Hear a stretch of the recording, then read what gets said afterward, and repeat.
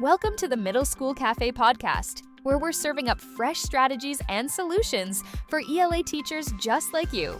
Join us as we explore proven methods to bridge the achievement gap and help every student reach their full potential. Whether you're a veteran teacher or just starting out, grab a cup of coffee and a notepad and let's get started. Here's your host, Carolyn Wall.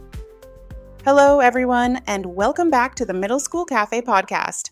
Thank you for pushing play and spending a few minutes of your day with me. I know how busy this time of year can get. Grading, meetings, parent-teacher conferences, so I'm really glad you're here.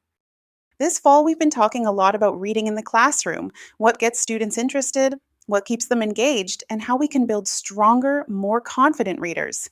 In our last episode, we explored how nonfiction can be a powerful tool for reluctant readers. If you haven't listened to that one yet, I encourage you to check it out after today's episode. It sets the stage for what we're about to dive into. Today, we're going to talk about how pairing fiction and nonfiction can deepen comprehension, spark meaningful discussion, and help students make real-world connections through reading. I've always believed that students read better and think better when they can see the bigger picture. Fiction opens the heart, and nonfiction opens the mind. When we bring the two together, students begin to see how stories and facts work hand in hand. When we think about reading comprehension, it's easy to focus on what happens inside a single text: character analysis, theme, plot, author's purpose. But comprehension grows exponentially when students begin making connections across texts. Pairing a novel with a nonfiction book or article does exactly that. It gives students both the emotional connection that fiction provides and the contextual understanding that nonfiction offers. It's a perfect blend. Fiction lets students step into someone else's experience, while nonfiction helps them make sense of that experience in a broader world. When we create opportunities for students to connect fiction and nonfiction, every reader benefits. The nonfiction anchor gives students context and clarity, something to help them understand the world behind the story. At the same time, fiction gives students an emotional entry point, allowing them to see how those real-world ideas play out in human experiences. Together, the two build a stronger foundation for comprehension. Students begin to question, compare, and evaluate what they read, not just within a single text, but across ideas, time periods, and perspectives. These kinds of conversations are what push students beyond surface-level comprehension.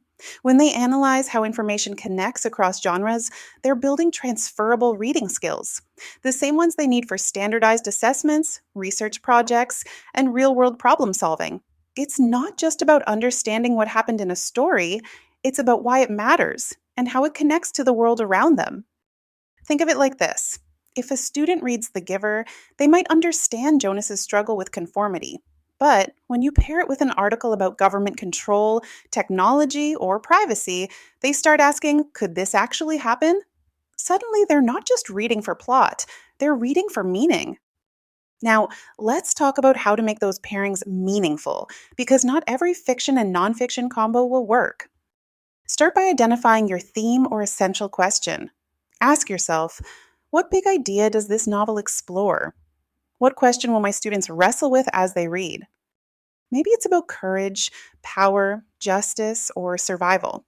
Once you've identified the theme or big idea, you can start looking for nonfiction pieces that expand or challenge that perspective. Think about what background knowledge might help students understand the novel more deeply, or what real-world examples could make the theme feel relevant and authentic. Here's an example.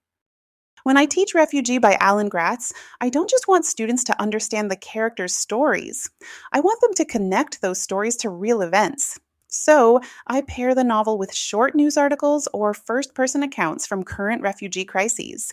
It changes everything. Students start drawing parallels and noticing how the same themes of fear, resilience, and hope play out today. This is also where collaborating with or even just connecting to other subject areas can make a difference. For example, the article I've used over the past few years actually came from a magazine the Social Studies department subscribes to. It focused on refugees entering Canada, not the United States, but that didn't stop my students from connecting with it. They recognized the similarities and used what they learned to better understand the challenges and emotions the characters in Refugee were facing. Many even related the discussion back to their own circumstances, thinking about what it means to move to a new place, start over, or adjust to change. The conversations that followed were thoughtful and genuine, and it was clear that the nonfiction piece helped them see the story through a more personal lens. Pairings like this also check a lot of boxes when it comes to literacy standards, analyzing multiple texts, evaluating perspectives, and integrating information from diverse sources. It's one of those strategies that feels authentic to teaching, but still fits neatly into your curriculum goals. When you're choosing nonfiction, aim for pieces that are short, approachable, and purposeful. Articles, infographics, and excerpts work really well because they give students meaningful information without overwhelming them. They're also great for close reading or small group discussion. Students can dig in, highlight key ideas, and make connections without feeling lost in a long, complex text. I also like to think about the structure of the pairing. If your fiction text builds tension, alternates perspectives, or uses flashbacks, try to find nonfiction that mirrors those same moves. I'll admit, these kinds of pairings can be harder to find, but when you do, they really stand out. Students notice the similarities in how each text is built, and it often leads to deeper discussion and stronger comparison writing. It's also worth reminding students that our goal isn't to play detective or decide whether the story could actually happen. The purpose of pairing the two isn't to fact check the fiction, it's to build understanding. Fiction invites empathy, nonfiction brings evidence. When students use both lenses, they walk away with a fuller, more meaningful picture of what they're reading and how it connects to the real world. Let's look at a few ways this idea can play out in the classroom. For a story like Hatchet, pairing it with real survival stories, short nonfiction pieces about people stranded in the wilderness or overcoming extreme situations, can create powerful connections. Students can compare Brian's fictional choices with strategies used by real people, which naturally leads to rich discussion and writing. One of my colleagues used the question, "Would I survive?" as a writing prompt, and it completely changed the way students connected with the story. With Inside Out and Back Again, nonfiction articles about Vietnamese refugees and the Vietnam War era give students valuable context. This background knowledge helps them better understand Ha's experience, especially for those who might not initially grasp why a family would leave their home under such difficult circumstances. When students realize that the events in the book are grounded in real history, it deepens both their empathy and comprehension. Teachers who use To Kill a Mockingbird or Roll of Thunder, Hear My Cry, might pair those novels with nonfiction about the civil rights movement, Jim Crow laws, or even primary sources like speeches and news articles. These connections not only help students understand the setting and tension within the stories, but they also encourage reflection on how those same issues still exist today. And for books such as The Giver or Fahrenheit 451, adding nonfiction readings about artificial intelligence, censorship, or social media privacy can lead to some great student debates. It's always interesting to see how quickly students realize that these dystopian worlds aren't as far removed from our own as they might think. No matter the pairing, the goal is the same: to help students see how fiction and nonfiction reflect one another. When they start noticing those real-world connections, the stories stay with them long after they've closed the book. So, how do we make this work without overloading ourselves or our students? Whether you have the freedom to design your own lessons or you're working within a scripted curriculum, there are still simple ways to weave fiction and nonfiction together. Start small. You don't need to plan an entire unit around every pairing. Try introducing one short nonfiction text partway through a novel, maybe right after a major turning point in the story. This gives students a chance to pause, reframe what they've read, and use new information to predict what might happen next. And if you're looking for ways to make assessment more meaningful, these pairings work beautifully for short constructed responses or compare and contrast writing tasks. Students naturally use evidence from both texts to support their ideas, which helps strengthen their writing and analytical skills at the same time. You might also use a pairing to support a specific skill you're already teaching. For example, have students compare how a theme develops across the two texts, or use the nonfiction article to prepare for a discussion or a Socratic seminar. The nonfiction text provides a factual foundation, while the novel adds emotional depth. Together, they create a stronger entry point for meaningful talk and writing. If you teach with stations or small groups, you can offer a variety of nonfiction pieces that connect to different aspects of the novel. For example, one station might focus on historical background, another on real world issues related to the theme, and a third on personal stories or interviews that reflect the novel's experiences. Students can rotate through the stations, reading short texts and completing quick reflection tasks or discussion prompts. This setup allows them to explore multiple perspectives without you having to overhaul your entire unit or spend hours prepping. It's also a great way to keep students moving and engaged while still maintaining the rigor and depth you want in your lessons.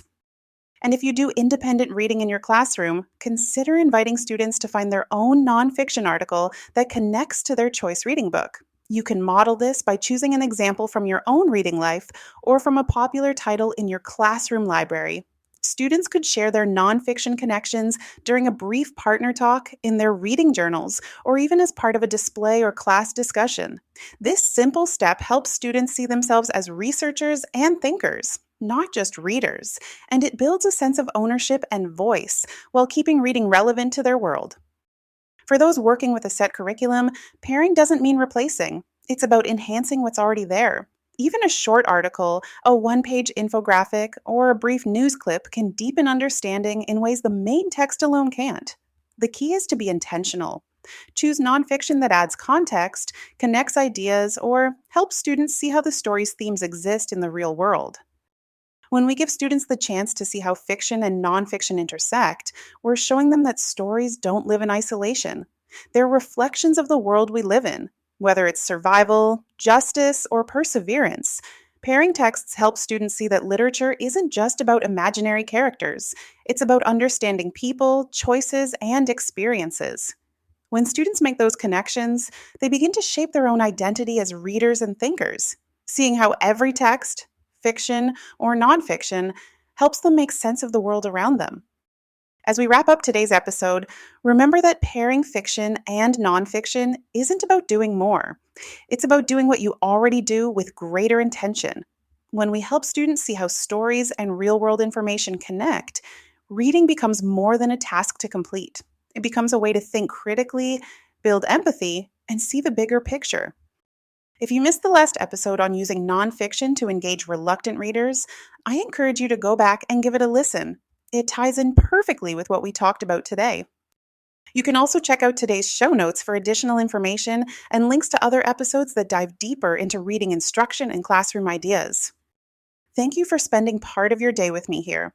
If this episode sparked an idea or reminded you of something that's worked in your classroom, share this episode with a colleague or leave a quick review. Both help other teachers find the show and keep the conversation growing. Until next time, keep building connections and helping your students see the world through reading. Thanks for joining me today. As a reminder, a new episode drops every first and third Tuesday, so be sure to hit that subscribe button so you don't miss an episode. Be sure to visit middleschoolcafe.com to find links to everything mentioned in today's show. Until next time.